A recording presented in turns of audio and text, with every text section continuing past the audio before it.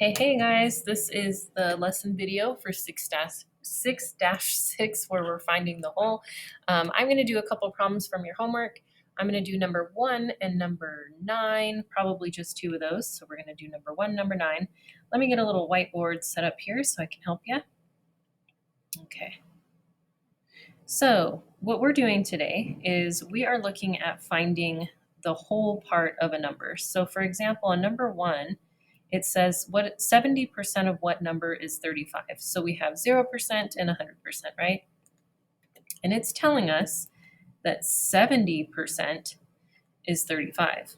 So what we need to do is we need to figure out what is at 100%, okay? And the way that we're going to do that is by using proportions.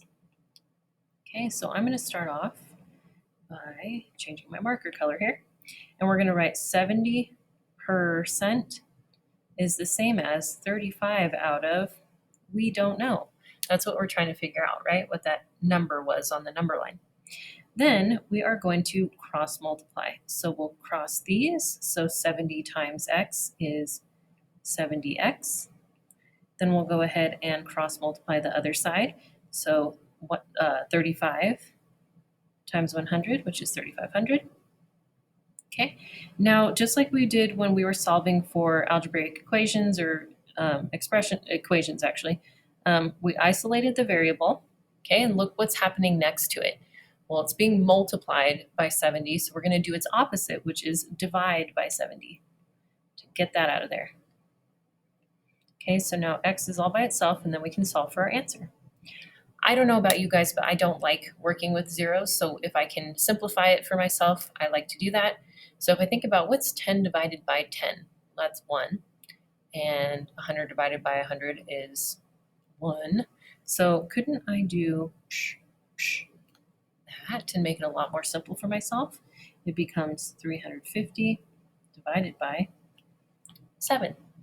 Okay, so 7 goes into 35 5 times evenly.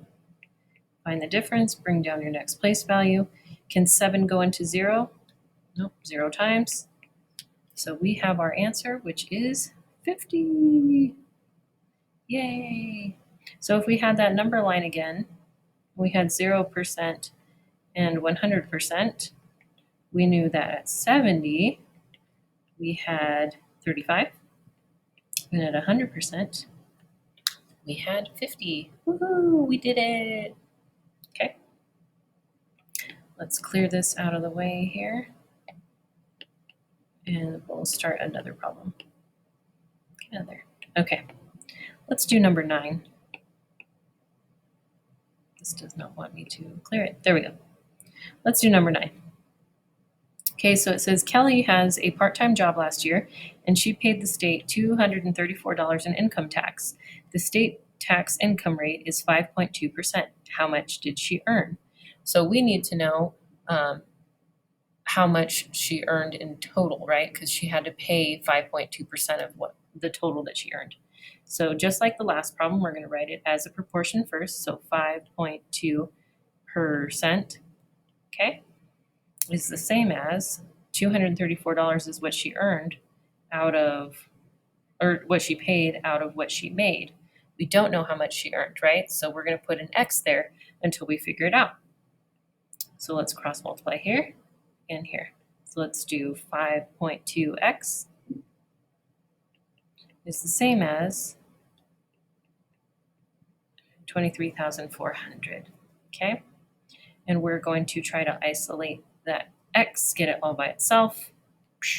Divide. Divide. That goes away. And if you remember, when we are doing dividing decimals, this problem is really written the same as 234,000 divided by 5.2. When we are dividing, the divisor, which is this number, we don't want a decimal in.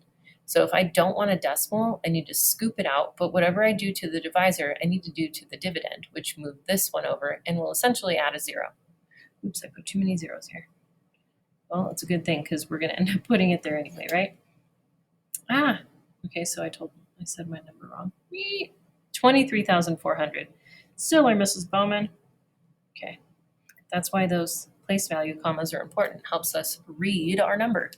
Okay, so I'm going to scoot this guy over 1, and then I'm going to scoot this guy over 1, which will give us an extra place value, right? So we're going to divide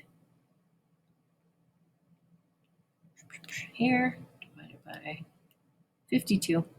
Now 52 I can estimate is pretty close to 50. So when I'm trying to look at what I need to multiply, I'm going to think of this not as 52, but it is 50.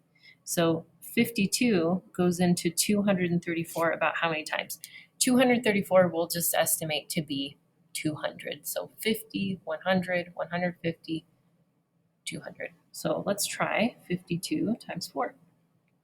We have 8, and then we have 20. So 208. That's pretty close. Find the difference. So in class, I was talking to a couple of you about counting up as a strategy. If you do not like regrouping, you can think of the number that I need to get to is 234, and the number that I'm starting at is 208. So what I can do is find a number that's helpful to me. So I know 208 plus 2 is 210, right? That's a simple number. So I added 2 here. Then how do I get from 210 to 230? Some of you may be able to just make the jump. Some of you go, oh, I need to get to 230. How do I add that? That's 20.